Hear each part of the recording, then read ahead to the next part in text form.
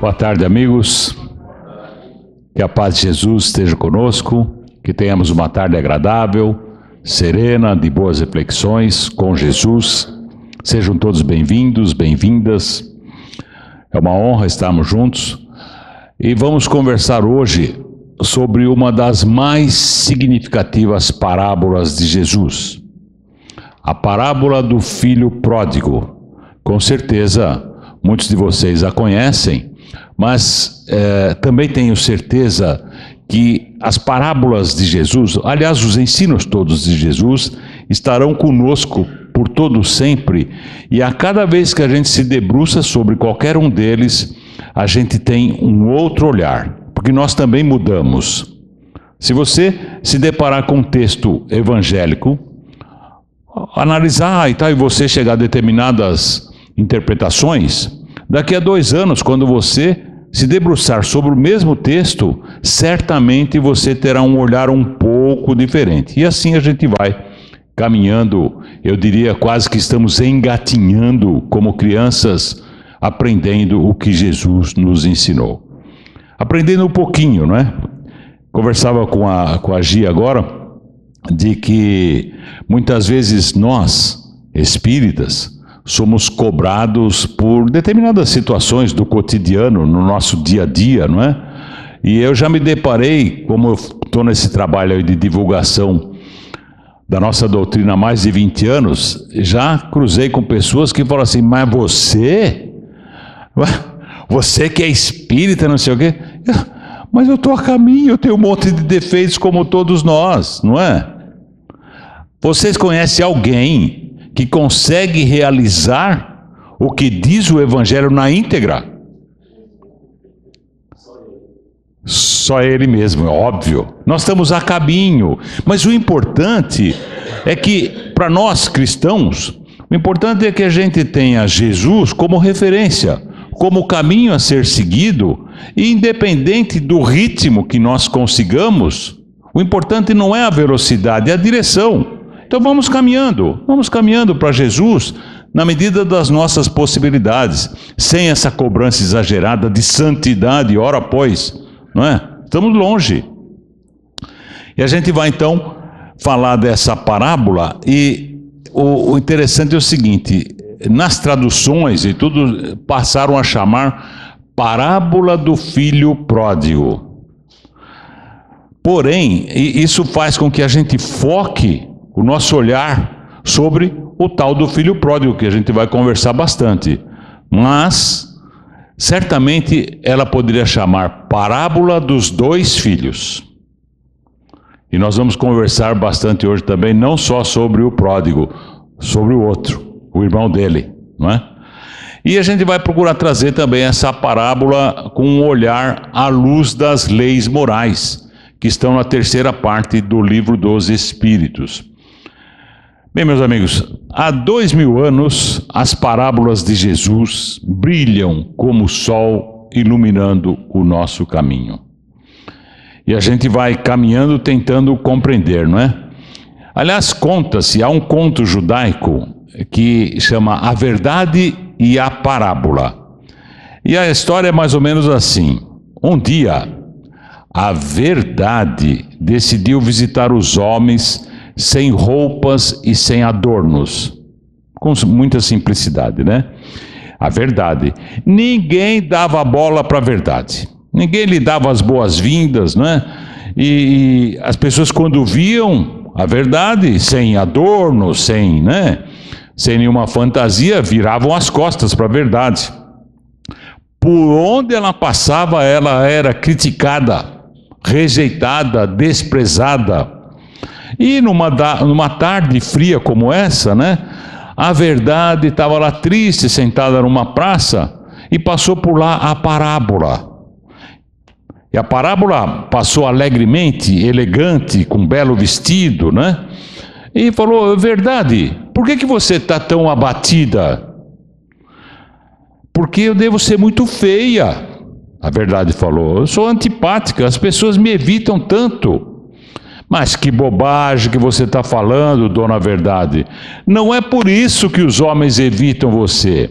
Tome, vista alguma das minhas roupas, as roupas da parábola, né? E veja o que acontece, umas joias e tal.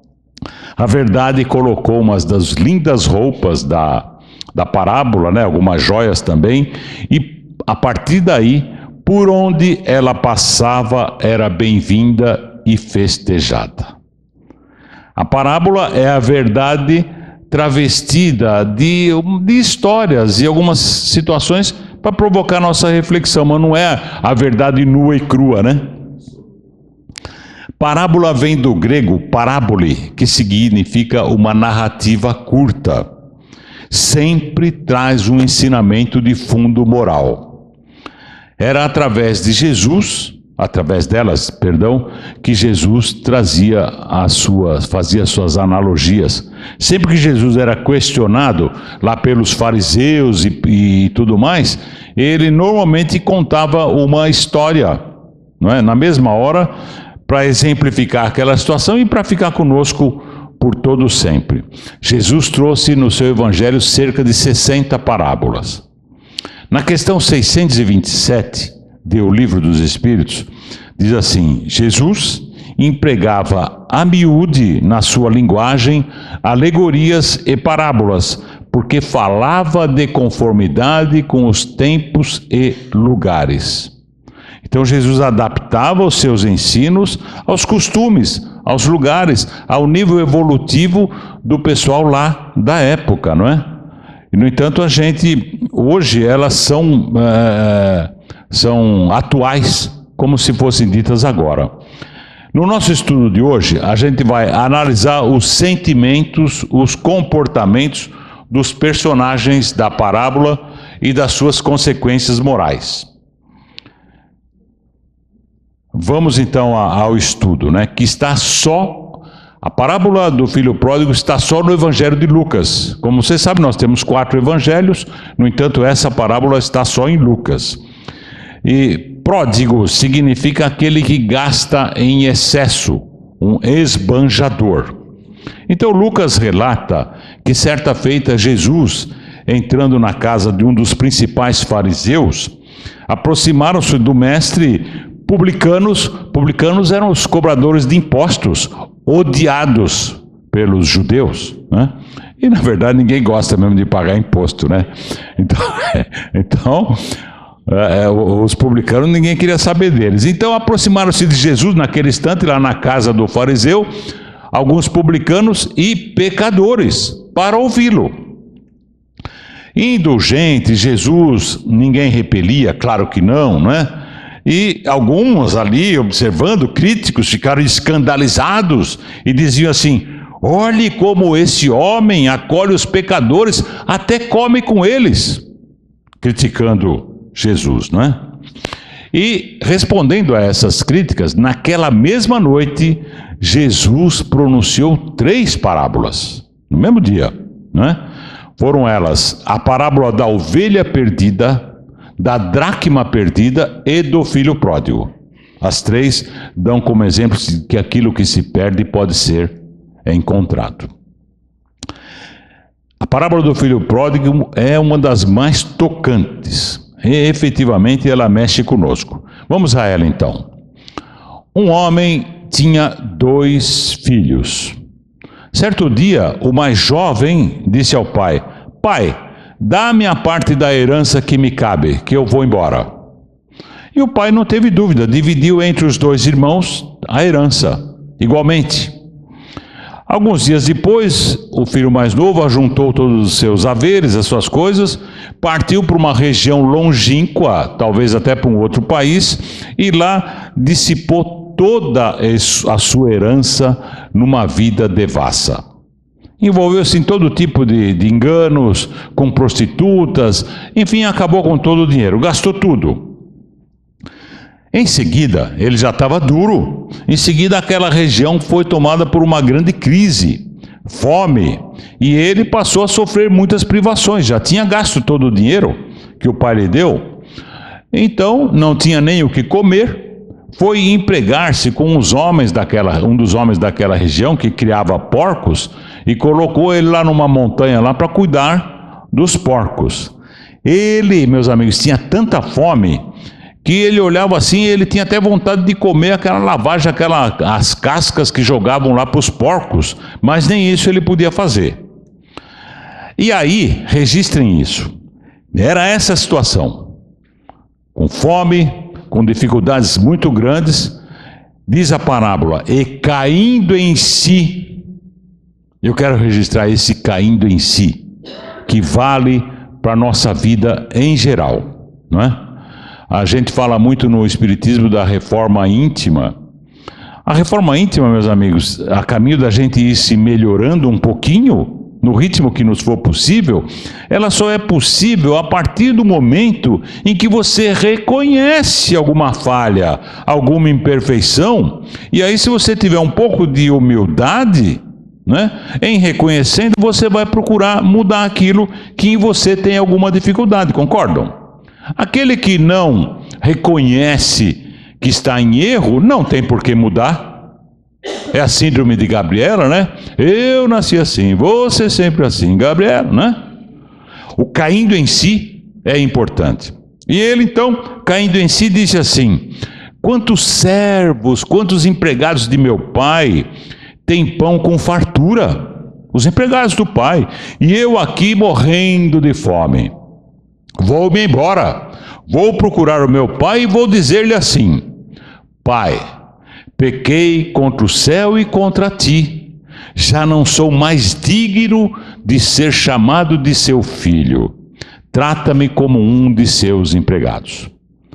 Então veja a humildade, ele cometeu grandes erros, mas reconheceu: não sou mais digno de ser chamado de seu filho, por favor, me empregue como um dos seus servos, que já vai estar bom demais para mim, mesmo sendo filho. Então partiu e foi ao encontro do pai. Meus amigos, ele estava longe assim, chegando na propriedade do pai, quando o pai viu, encheu-se de compaixão, de amor, e correu ao seu encontro, nem esperou ele chegar, abraçou, cobrindo de beijos. E o filho então falou exatamente o que ele tinha pensado: Pai, pequei contra o céu e contra ti, já não sou digno de ser chamado de teu filho. O pai nem deixou ele terminar, ele ia falar: me emprega como um dos seus servos. O pai chamou um dos servos ali e falou assim: ide depressa, trazei a melhor túnica e revesti-o, coloquem o anel no dedo e sandálias nos pés. Trazei o novilho cevado, era o mais gordinho que tinha ali dos bezerros ali, né? Trazei o novilho cevado e matai-o. Comamos e festejamos, pois esse meu filho estava morto e tornou a viver. Estava perdido e foi reencontrado. Então o pai ficou feliz da vida, mandou fazer uma festa com música, comida farta, feliz pelo filho ter voltado. E começou a festa então. O filho mais velho, lembra que tinha um irmão. O filho mais velho estava no campo, trabalhando. Quando voltou para casa, de longe já foi ouvindo músicas, danças. Ele estava lá trabalhando. E o filho mais velho, chamou então um servo e falou: o que está acontecendo aqui? E o rapaz disse: é teu irmão. Teu irmão voltou e teu pai matou o novilho cevado porque o recuperou com saúde. Meus amigos, esse filho mais velho ficou com muita raiva e não queria nem entrar, não queria nem chegar lá, muito menos ver o irmão, né? Então falaram para o pai: ó, seu filho mais velho está aí, está muito bravo e não quer papo, está muito irritado porque o senhor fez essa festa aí. E o pai então foi lá fora suplicar que ele entrasse. E ele falou assim para o pai: há tantos anos eu te sirvo, jamais transgredi um só dos seus mandamentos. Nunca me desse um cabrito, nem um cabritinho para festejar com meus amigos, né? Contudo veio este teu filho, ele não falou meu irmão, né? Esse teu filho que devorou teus bens com prostitutas, e para ele você mata o novilho cevado. E o pai falou: filho, tu estás sempre comigo, Tudo que é meu é teu. Mas era preciso que festejássemos e nos alegrássemos, pois esse teu irmão estava morto e tornou a viver. Ele estava perdido e foi reencontrado. Essa é a parábola. Perguntar para vocês. Coloquem-se na condição do irmão mais velho. Estava lá trabalhando, chegou a festa e tal, aquilo tudo, o irmão gastou dinheiro com prostitutas. Qual seria a sua reação? Iria ficar feliz pela volta do irmão e tudo mais? Ou iria reagir conforme o irmão mais velho? Sejamos honestos. Por mim eu já falo, eu faria igual o irmão mais velho. Não é? Nós somos assim, né? Boa parte de nós, não estou julgando ninguém. Nós somos assim. Então, vamos analisar um pouco a parábola juntos. Evidente, na parábola, o pai é Deus. Deus. Os filhos são os homens, a sociedade humana, nós. Alguns autores, espíritos elevadíssimos, trouxeram suas posições, análise da parábola. Eu pensei algumas, porque tem muitas mais, sobre os dois irmãos. A gente disse que ia analisar o comportamento dos dois, né? Vamos fazer juntos então. O espírito Vinícius, no livro Seara do Mestre, na Seara do Mestre, sobre o filho mais novo, ele diz que ele concentra-se na satisfação dos sentidos. Ou seja, foi buscar os prazeres fáceis da vida, não é? O filho mais novo representa aqueles de nós que se entrega aos prazeres efêmeros, aos vícios, aos desregramentos. Esse é o filho mais novo. Porém, diz o Vinícius, ele reconhece-se o único culpado pela sua desventura. Verdade, né? Fez lambanças lá e tal, mas ele reconheceu. Eu estou passando por essa situação porque eu provoquei isso. Eu mereço. Tanto é que ele falou, eu queria pelo menos ser tratado como um dos empregados. Ele não quis, ter de volta a situação de filho. Reconheceu com humildade. A situação deplorável que ele se colocou foi consequência do seu livre-arbítrio. Meus amigos, Deus pode e interfere em quaisquer situações das nossas vidas, menos em uma, no livre-arbítrio. Nós fazemos da nossa existência o que quisermos.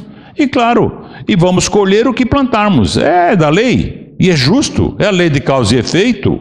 Se fizermos coisas boas, receberemos coisas boas lá na frente. O contrário também é verdadeiro, não é? E ele então, usando mal o seu livre-arbítrio, destruiu todos os recursos que tinha, cometeu um monte de erros, porém reconheceu que ele era o único responsável pela situação em que chegou. Ele, o filho mais novo, diz o Vinícius, espontaneamente tomou uma resolução de emendar-se, de se corrigir, não foi coagido por ninguém. É verdade que é um fraco, mas não revela nenhum desamor e nem maldade. Isso vale inclusive para a gente encontra pessoas com dificuldades aí pela vida, muitos de nós julgam, né? Vagabundo, vai trabalhar e tal, a gente não tem a menor ideia da história da pessoa, não é? Ninguém está feliz nessa situação, em vulnerabilidade, morando nas ruas. O que levou aquele nosso irmão, que era nossa irmã, hoje tem bastante mulheres também, né? Àquela situação. Se puder ajudar, ajude, mas não critique gratuitamente, a gente não tem a menor ideia. A depressão é o mal do século XXI. Sabe, eu já passei por essa situação, desculpa, eu não gosto de falar assim da gente mesmo, mas eu já tive câncer e outras situações, mas nada me fez sofrer mais do que a depressão, não é? Então a gente tem que respeitar essas situações. A gente não sabe o que passa na vida do outro, né? Então, Não é questão de não julgar. Julgar a gente acaba julgando, é não sentenciar, né? Ainda sobre agora o Vinícius falou do filho mais novo. Vamos ver o que ele falou do filho mais velho. No mesmo livro, na Seara do Mestre. É egoísta, invejoso, ciumento, tem despeito e cobiça. Meus amigos, questão 913 do Livro dos Espíritos. Allan Kardec pergunta: dentre os vícios, vícios são as imperfeições, não é? As falhas humanas, qual que se pode considerar radical, ou seja, o chefão, a origem de todas as imperfeições humanas? Qual é a resposta? O egoísmo. E eles disseram: temo-lo dito muitas vezes, o egoísmo. Daí deriva todo o mal. Meus amigos, essas guerras, essas atrocidades que a gente vê, metade da população mundial abaixo da linha da pobreza, muitos passando fome, o mundo produz 1,8 vezes a quantidade de alimentos necessária para alimentar os mais de 8 bilhões de pessoas. E uma boa parte está abaixo da linha da miséria. Resultado, por quê? Egoísmo. Não é? De qualquer situação, se você for ver a origem daquele mal, é o egoísmo. E ele diz aqui, ó: estudai todas as imperfeições e vereis que no fundo de todos há egoísmo. Agora eles concluíram, os espíritos superiores, dizendo o seguinte, ó: ele, o egoísmo, neutraliza todas as outras qualidades. Ou seja, a gente é bonzinho aqui, não sei o quê, mas se for egoísta, zerou. O Vinícius, falando do filho mais velho, o pessoal bateu duro nele, viu? Mostra aridez e secura da alma. Entristece-se com a felicidade alheia. Isso é uma coisa muito comum na sociedade, né? O outro não fez nada para prejudicá-lo, nada, entristece com a felicidade alheia, né? Alguém lá na empresa que a gente trabalha passa a ganhar mais que nós, a gente fica bravo, porque mas você não está ganhando menos por causa dele. Vocês acham que alguns de vocês talvez conheçam essa historinha? É o seguinte: um rapaz trabalhava há 20 anos numa empresa.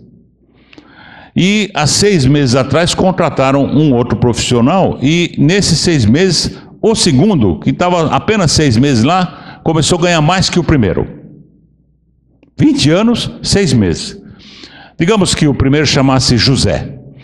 Aí o José pediu lá uma reunião com o patrão, com o dono da empresa, sentou. Pois não, José, olha, doutor, eu queria falar para o senhor o seguinte: eu estou aqui há 20 anos, trabalhando aqui e tal, e agora chegou aqui o João, e está só 6 meses, já está ganhando mais que eu, não é justo. Eu vim aqui para o senhor consertar esse problema. E o dono da empresa falou assim: olha, tá bom, vamos conversar melhor sobre isso, só que tem uma coisa, eu estou com uma emergência aqui, eu estou querendo servir abacaxi, abacaxi de sobremesa do almoço hoje da empresa. Você pode ir até a quitanda ali, ver se tem abacaxi para a gente atender os funcionários? Depois a gente volta a conversar. Ah, tá bom. Foi lá, o José, dali a pouco voltou e falou assim: olha, não tem abacaxi. Falou: ah, tá bom. Chamou pelo telefone, chamou o João, falou: João, eu estou querendo servir abacaxi aqui na hora do almoço, sobremesa. Você pode ir até a quitanda ver se tem abacaxi? A mesma orientação. Ah, pois não. Foi lá, daí a pouco ele voltou e falou assim: olha, senhor, não tem abacaxi, não é suficiente para todos os funcionários, mas tem banana, que está muito bonita, por sinal, não é? Negociei, em função da quantidade, eu negociei um preço interessante para a empresa e já deixei reservado. E tem também melancia, que também está legal, eu deixei mais ou menos reservado, vim aqui para o senhor escolher qual das duas o senhor prefere, o preço é esse, a condição é essa, assim, assim, eu vou voltar lá e confirmar a compra. Ah, tá, então vai banana, né? Aí o cara foi lá. Aí chegou pro José, escuta, o que era mesmo que você queria falar? Não, nada, nada.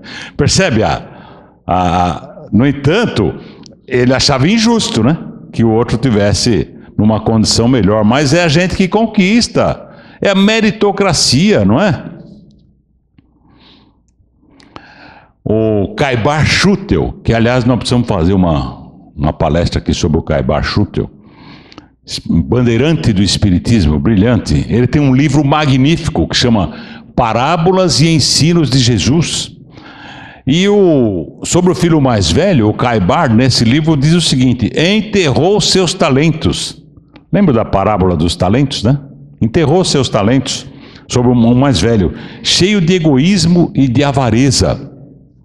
O Alírio Cerqueira Filho, um terapeuta magnífico, tem muitas obras interessantíssimas. Tem um livro dele que chama-se Parábolas Terapêuticas. Ele diz assim, sobre o mais velho. Agora está todo mundo aqui no... Ele falou assim, ó, o mais velho, parece dedicado. Eu estava aqui trabalhando, então, parece dedicado, mas não é. É bonzinho, mas sua comunhão com o Pai não é espontânea. Área de conforto, né? Pseudo-superioridade, ele se achava melhor que o outro. Desejava fazer o que o irmão fez. Quem não gosta de uma farra, né? Desejava fazer o que o irmão fez, mas reprimiu-se. Projeta suas imperfeições nos outros. Não é o nosso caso. Nós espíritas, praticamente perfeitos, né? Não temos esse problema, né? Porque é o seguinte, a gente sempre está certo, o outro é que está errado, verdade ou não? Claro, se a gente tivesse errado, não faria como faz. E o queixume então, né? Eu estou tão cansado das pessoas que se queixam o tempo todo, né? Como é chato conviver com gente que se queixa o tempo todo. Você... de manhã fala lá, eu hoje estou com uma dor de cabeça. Aí eu falo assim, e eu então? Eu estou com dor de cabeça nas costas, nas pernas, tudo. Ah, tá bom, você está pior que eu. Ganhou, né? Tem gente que quer estar sempre pior. Eu vi um dia desse uma mulher, essas coisas da internet, uma mulher falando o seguinte, que você ficar num papo com alguém que está se queixando o tempo todo, transmite um tipo de energia para você que demora 5 horas para você desovar aquilo. Você fica meio derrubado, fica ou não fica? Tá louco. Após algumas reflexões como essas que nós estamos fazendo, o filho pródigo, o mais novo, lá que fez tudo aquela lambança, ele acaba atraindo um pouco a nossa simpatia, não é verdade ou não?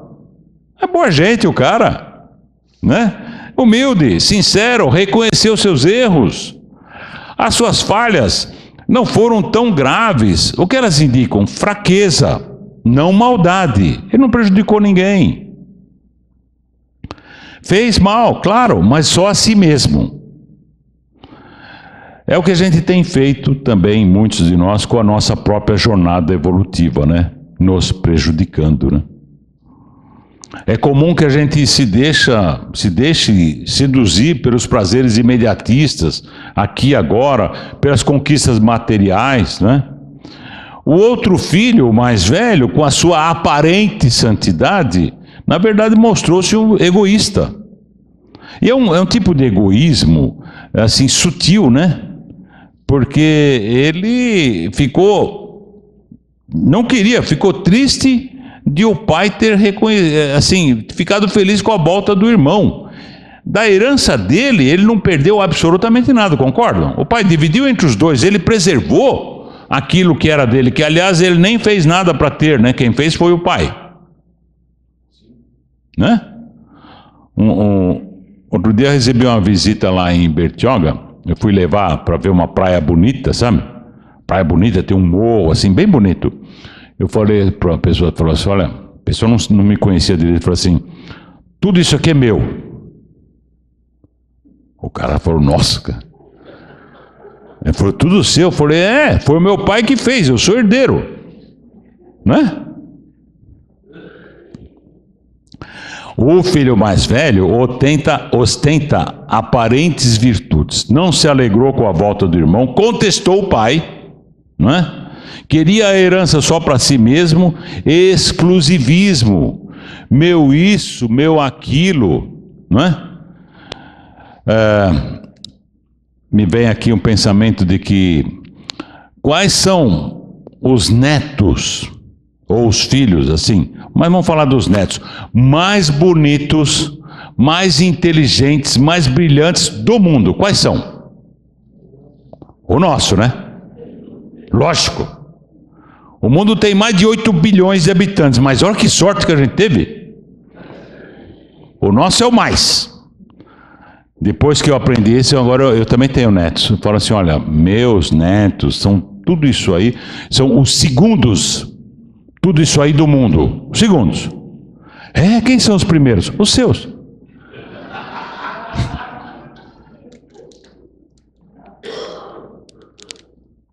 A gente não fala, meu isso, meu aquilo, meu filho, meu não sei o quê.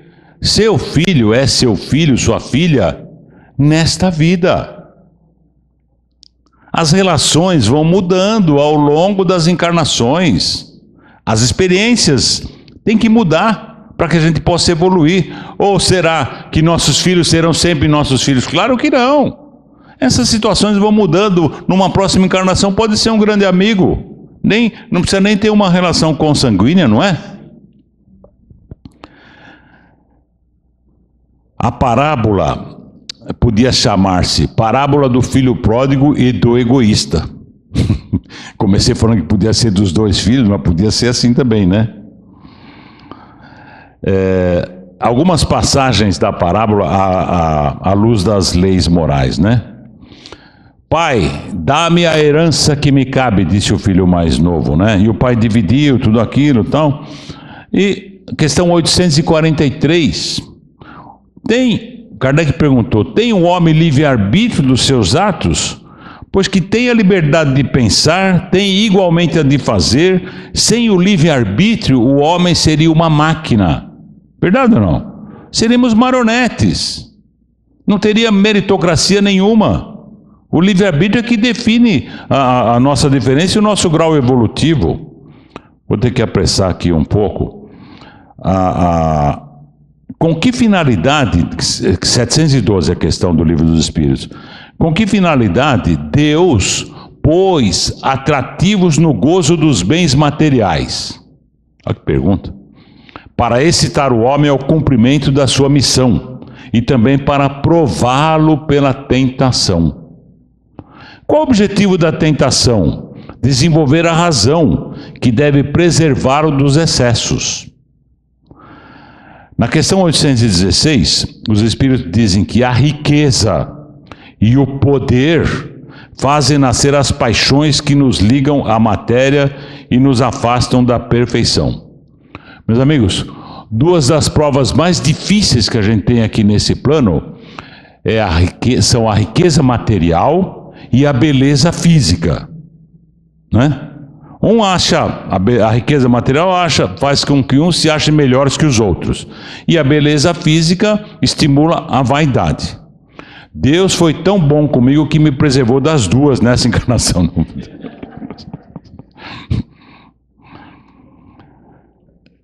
Caindo em si, ele disse, né? Quando caiu em si, eu fiz questão de registrar esse cair em si, né? Questão 621. Onde estão gravadas as leis de Deus? Na consciência. Ou seja, ele fez aquele monte de lambança, mas a consciência está lá íntegra. Todos nós nascemos com as leis de Deus intrínsecas no nosso ser, no nosso espírito. Essa história de que o certo e errado é relativo não é não. Se você fizer uma análise, certo para nós é o que Jesus ensinou. Errado é quando se afasta disso. Repito, não quer dizer que a gente consiga, mas pelo menos não sejamos hipócritas. O certo é certo, o errado é errado. Não é? o ensinamento evangélico diz: ajuda-te e o céu te ajudará. Não é? Temos que fazer a nossa parte. Tanto ele fez, o menino, que o pai estava pronto para recebê-lo. Mas a iniciativa teve que partir dele. Não é? O pai não foi lá, quando ele estava lá se divertindo no meio da bagunça, não foi lá tirá-lo. Livre-arbítrio. E depois ele tomou a iniciativa de se corrigir. Aí ele foi acolhido. Ajuda-te e o céu te ajudará. No livro Confissões, Santo Agostinho tem uma frase que eu acho encantadora. Agostinho diz assim, como se Deus estivesse falando para ele. Um diálogo de Deus. Deus falou assim: Agostinho, eu te criei sem ti. Realmente, né? Deus nos criou sem a nossa participação. Agostinho, eu te criei sem ti, mas eu não posso te salvar sem ti. Né? Tem que fazer a nossa parte. A gente vai caminhando para o final, mas tem aqui uma coisa interessante. O filho mais velho ficou com muita raiva e não queria entrar, não foi? Lá na questão 654, diz assim: Deus prefere os que o adoram do fundo do coração, com sinceridade, que não havia de parte do filho mais velho. E adiante diz assim: muitos há que da religião só tem a máscara. E aí eu fui dar uma pesquisada nesse assunto. Em Mateus capítulo 21 tem uma situação assim: e entrou, está lá na íntegra isso aqui, e entrou Jesus no templo e em seguida expulsou todos que vendiam e compravam no templo. E derrubou as mesinhas. A gente tem Jesus como doce, singelo, não sei o quê, quando necessário, né? Ele foi lá, chutou as mesinhas lá, o pessoal estava vendendo. Coisas que a gente liga a televisão e vê hoje o dia inteiro, né? Mercantilizando a fé, né? E Jesus derrubou as barraquinhas lá, vamos parar com esse negócio, e falou assim, ó, está escrito, Jesus falando: a minha casa será chamada casa de oração, mas vocês a converteram num covil de ladrões. A igreja. E os principais sacerdotes ali, escribas, ficaram indignados, né?